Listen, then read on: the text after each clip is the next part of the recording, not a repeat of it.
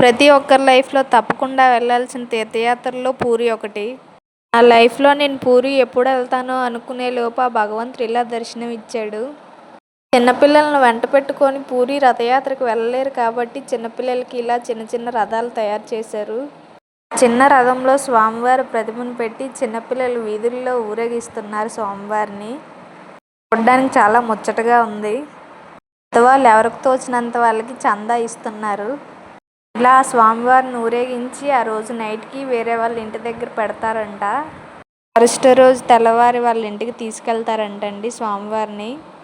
మన చిన్నపిల్లలు అయితే వాళ్ళ రథం పైన చేయి కూడా వేయనివ్వలేదు. మన సైడ్ వినాయక చవితికి స్వామివారి మండపాన్ని ఎలా పోటాపోటీగా రెడీ చేస్తారో ఇక్కడ రథాలను కూడా అలాగే రెడీ చేసుకున్నారు. ఎవ్వరు కూడా తగ్గేదేలే అన్నట్టుంది. ఇప్పుడు చూడండి, ఒక పెద్ద రథం వచ్చింది. మా చిన్నబాబు అయితే దాని వెనకాతలే పరుగులు తీశాడు. ఫైనల్గా స్వామివారి దర్శనం ఇలా జరిగింది. జై Jagannath. Thanks for watching. Subscribe for more videos.